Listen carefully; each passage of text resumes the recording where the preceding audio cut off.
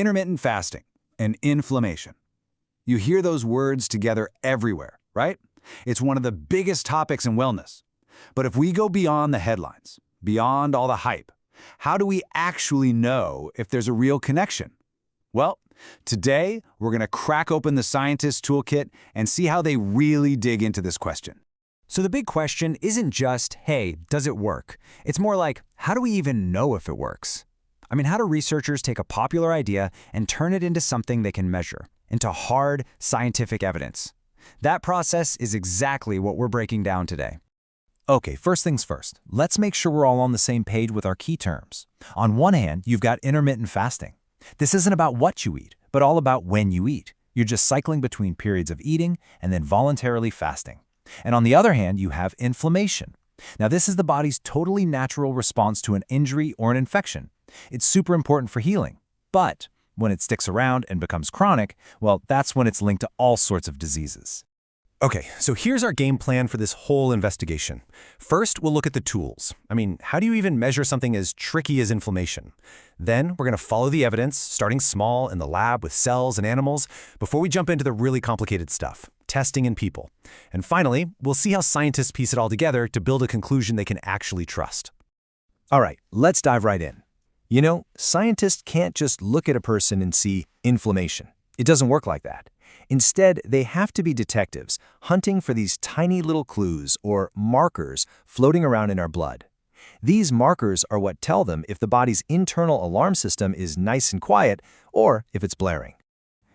So one of the really powerful tools they use is something called the Systemic Immune Inflammation Index, or SII for short.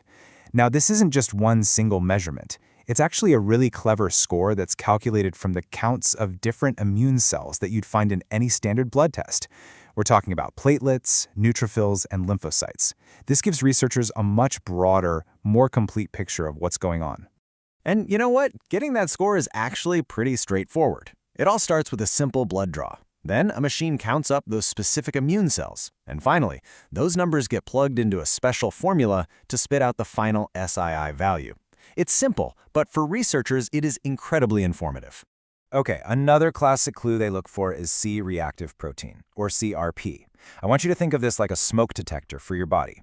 When the liver senses inflammation anywhere in the body, it starts pumping out CRP into your bloodstream. So if those CRP levels are high, it's a pretty clear signal that the inflammatory fire is burning a little brighter. And look, it's not just about one or two of these things. Not at all. Scientists have a whole panel of markers to choose from. Depending on what they're studying, could be rheumatoid arthritis, kidney disease, or even obesity in humans, they'll look at different signals, like specific proteins called cytokines. The big takeaway here is that each marker is like a specialized tool, and they pick the right one for the right job.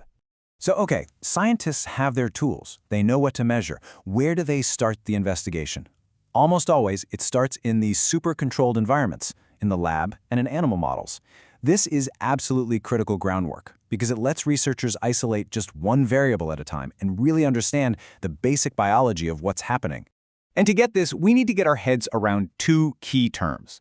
First is in vitro, which is just Latin for in glass. This means experiments that are done on cells, in a petri dish. The other is in vivo, which means within the living. This refers to studies done inside a whole living organism, like a mouse or a rat.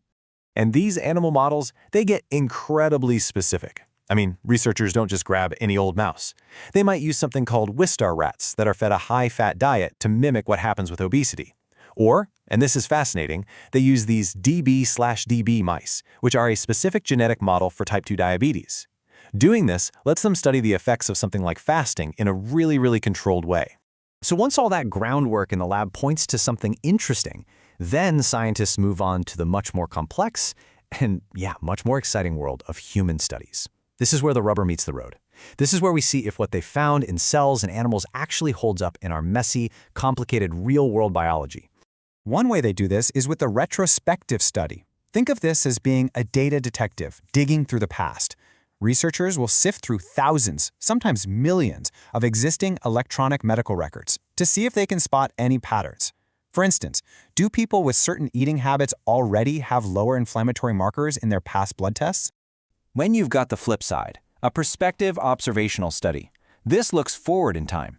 Scientists will recruit a group of people and just follow them to see what happens. A perfect example of this, actually, is studying people who naturally fast during Ramadan. Researchers can measure their inflammatory markers before, during, and after that fasting period to see if anything changes. But the real gold standard of medical research? That's the randomized clinical trial, or RCT. This is where participants are randomly, and that's the key word, assigned to a group. Maybe one group tries intermittent fasting, and the control group just sticks to their usual diet. Because that's the only real difference between them, researchers can be way more confident that any changes they see are because of the fasting, and not just some random coincidence. And man, human studies really do come in all shapes and sizes.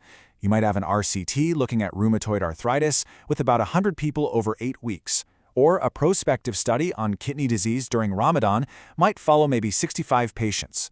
But then you can have a massive retrospective analysis that uses national health data and includes over 10,000 people. Each of these different scales gives us another piece of the puzzle. All right, so let's pull back for a second and connect all these different dots. How do all these different approaches, from cells in a dish to these giant population studies, how do they actually fit together to create what we call scientific knowledge? You see, what we've really been walking through is the scientist's complete toolkit. The investigation kicks off with those in vitro studies on cells, it gets tweaked and refined in animal models, and then it scales up. Researchers look for big-picture patterns in huge retrospective datasets, they observe what happens in real life with observational studies, and finally, they put it all to the ultimate test with those randomized clinical trials. Each tool gives them a different angle on the truth. And if there is one thing you take away from all this, let it be this. No single study, I don't care how exciting the headline is, ever tells the whole story. Real scientific understanding isn't built on one single breakthrough. It is a slow, careful process of building a body of evidence, with each study adding another brick to the wall of knowledge. So at the end of the day, just remember, science is a process, not a headline. And the next time you see a story about some new health study, you now have the toolkit to look a little deeper. So what questions are you going to ask? Was this done in cells or mice or people? Was it a tiny trial or a huge population study? Thinking like a scientist really does empower you to understand the world just a little more clearly. Thanks for joining us.